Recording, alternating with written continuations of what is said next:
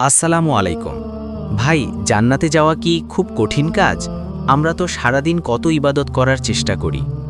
ওয়ালাইকুম আসসালাম।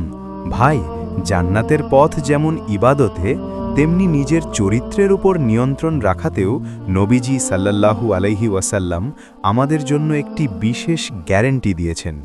বিশেষ গ্যারান্টি? সেটি কি? সহি বুখারি 6474। তিনি বলেছেন, যে ব্যক্তি তার জিহ্বা এবং তার লজ্জাস্থানের হেফাজতের নিশ্চয়তা দেবে, আমি স্বয়ং তার জান্নাতের জিম্মাদার হব। সুবাহান আল্লাহ! তার মানে শুধু মুখ সামলে কথা বলা আর নিজের চরিত্রকে পবিত্র রাখলেই জান্নাত নিশ্চিত? একদম তাই। অধিকাংশ মানুষ তাদের মুখের কথার কারণেই বিপদে পড়ে। তাই জিহ্বাকে নিয়ন্ত্রণ করা জান্নাতের চাবিকাঠি। অসাধারণ! আজ থেকে কথা বলার আগে 10 বার ভাবব, যেন মুখ দিয়ে কোনো খারাপ কথা না বের হয়। জাযাকাল্লাহ খায়ের।